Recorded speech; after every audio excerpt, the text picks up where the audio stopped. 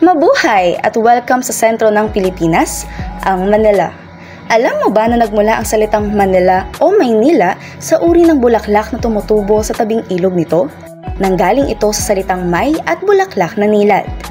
Ang Maynila ay sentro ng komersyo, kultura, sining, gobyerno at gawaing ekonomiko. Dito makikita ang mayamang kasaysayan ng ating bansa at bayan. Marami ring tourist spots ang mapupuntahan tulad ng 3 building ng National Museum, Binondo Chinatown, Intramuros, Fort Santiago, Rizal Park at marami pang iba. At sa videong ito, ating pupuntahan ng mga tanyag na lugar na ito. Handa ka na ba? Tara at ikay sumama sa ating paglalakbay sa Maynila.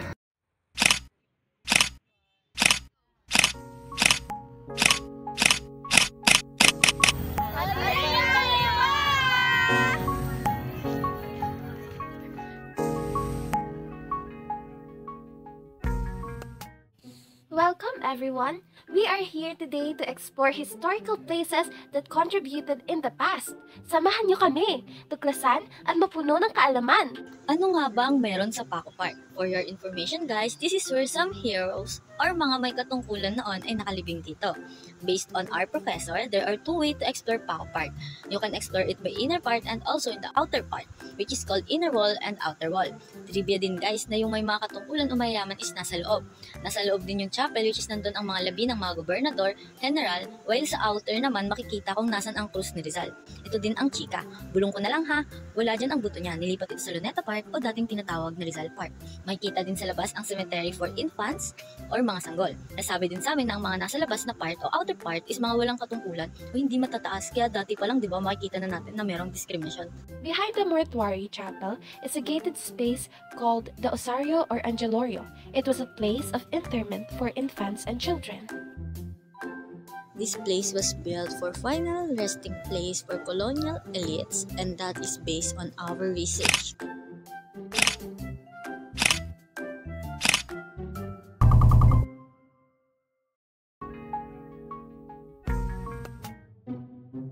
Narito naman tayo sa National Museum of Anthropology at Fine Arts. Itinayo bilang Department of Finance building ang anthropology, dating legislative building naman ang fine art, ginamit noong World War II ng mga Hapon, muling inayos noong 1949 bilang museo na pinagtibay ng RA 8492 noong 1998. Pagpasok sa museo ng antropolohiya, makikita ang napakalaking balay-balete.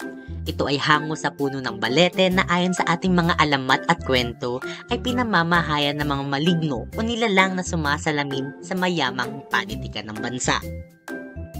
Nasa loob din ang mga sinaunang banga na ginagamit ng mga Pilipino upang ilagay ang mga bungo o boto ng mga sumakabilang buhay na. Ang manunggul at maitong jar ay nagpapakita ng tradisyon ng mga Pilipino na naniniwala sa mga konsepto ng espiritu, kaluluwa at afterlife.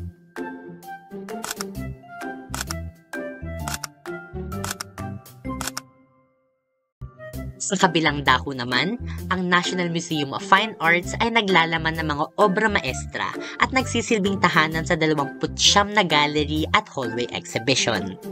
Pasok sa museo, pupukaw sa iyong paningin ang malaking likha ni Juan Luna na spolyaryo. Naglalarawan ito sa mga namatay na gladiators noong Roman period na pwedeng ihambing sa paghihirap na nararanasan ng mga Pilipino sa kamay ng Espanyol. Sa 2 museong ito, makikita ang mga national cultural treasures at mga likha mula sa iba't ibang tao sa Pilipinas. Ang mga museong ito rin ay nagsisilbing tala na nagpapatunay sa kagandahan at kayamanan ng kultura at lipunan ng mga Pilipino at ng bansa. Hi everyone! Tara at samahan niyo kami patungo sa Binondo, Chinatown. Alam mo ba na ang Binondo ay itinatag noong 1594 at nagsilbing sentro ng komersyo? Kinilala rin ito bilang world's oldest Chinatown. Dito ay masasaksihan mo ang iba't ibang uri ng katakam-takam na mga pagkain. Una nga naming tinikman ang napakalinamnam at nanunuot sa sarap na Shanghai Fried Siopaw na makikita sa kalye ng Bahama Street. Matapos nito ay tsaka kami nagtungo sa Masuki Mami House, ilang lakad lang mula sa Bahama Street upang tikman ang Chicken Mami. Napakasarap nito lalo na kung hahaluan ng kaunting toyo at paminta. Sunod naman naming tinikman ng fresh lumpia ng New Poheng Lumpia House sa may Paredes Street. Bilang fan ng mga gulay, 10 out of 10 ito para sa akin. Oops! Teka, syempre hindi na bago sa ating mga Pinoy ang pagkain ng matamis pagtapos kumain ng meals. Kaya naman narito kami sa Lord's Shows Bakery upang tikman ng egg tart na sakto sa panlasang Pinoy. Talaga namang isang sulit na destinasyon ng Binondo para sa mga turista at lokal dahil sa kahanga-hangang kasaysayan, kultura at mga nakakapanabik-balikan ng mga pagkain na sinasalamin nito. Kaya tara na! Ano pang hinihintay mo? Nandito tayo ngayon sa Artilio ng Katipunan na kung saan matatagpuan ang Manila Clock Tower na dinisenyo niya. Nakita din ang fragment ng Berlin Wall na ginawa ng bansang Germany at ang Wall of Remembrance para sa mga naging biktima noong panahon ng Marshall. Ang Arroceros Park na dating Fabrika de Arroceros Tobacco Factory at Manila Metropolitan na itinayon noong 1931. At ito ang Manila Post Office na itinayon noong 1767. Ito ang Arriba-Lima na magpapadama na ikay kasama sa makasaysayang paglalakbay sa Manila. One of the places that we need to go to is Intramuros. Intramuros is famous here in Manila and one of the tourist spots na talaga namang binabalik-balikan ng mga tao. Kaya tara, pasok sa Intramuros! Nagpakuha din kami ng litrato sa monument ni Juan Luna. Kilala naman natin si Juan Luna at siya ay kilala rin dito sa Pilipinas na isang magaling na pintor na nagpinta ng Spolarium and the famous painting in Rome which is the Death of Cleopatra. We were tasked to roam around in the Intramuros and find 20 historical markers, and you will see in these videos our picture with the historical markers. Ang pangalawa ay ang Fernando Balboa. Ito ay tinatag rito bilang home for convalescent soldier dito sa Manila noon at community kitchen naman sa Antipolo.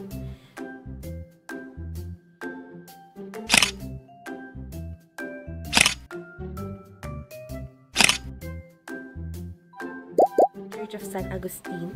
It is completed in 1607. It is also famous here in Intramuros. Dinadayo rin ng mga tao. It is the oldest stone church here in the Philippines. We also go in Casa Manila, former palace of the Governors Generals, and this is occupied by Captain Manuel Estacio Venegas, and he died on March 7, 1660, a prisoner at Fort Santiago. Marami pa kaming nakitang magagandang historical places dito sa Intramuros, ngunit sa ngayon ito na lang muna. Napuntahan din namin ang monument ng dating UST at ang mismong Fort Santiago. Kung may oras ay mas masayang libutin ang kalawakan nitong Intramuros, puno ng yaman ng nakaraan at namnamin ang ganda ng bawat sulok nito. Kung nais mong bumalik sa nakaraan at damdamin ito, tara na't dayuhin ang Intramuros. Sa ating susunod na paglalakbay, makikita natin ang isa sa mga famous na lokasyon na pinapuntahan ng mga turista at lokals alike, ang Rizal Park or Luneta Park. Ang alam ng karamihan na mayroon nito mga social na event at mga negosyo sa mga pinakamayumpluwensyang grupo ng Maynila. Pero mayroon din mga sikreto nito gaya ng ibang historical markers. Halimbawa nito ay ang liwanag at tunog ni Jose Rizal na isang iskultura na tablaw na naglalarawan sa mga huling sandali ni Jose Rizal at ang eksaktong lugar kung saan binitay si Rizal noong Disyembre 30, 1896. Ang Rizal Shrine, ang obelisk na nagpapakita ng pagbigtay kay Gomburza at ang mga hardin ng Hapon at Chino. Lahat ng mga ito ay nagpapakita ng mga bahagi ng ating kasaysayan at maging ang relasyon ng Pilipinas sa ibang bansa. O, ano ba hinihintay mo? Pumunta ka na sa Rizal Park!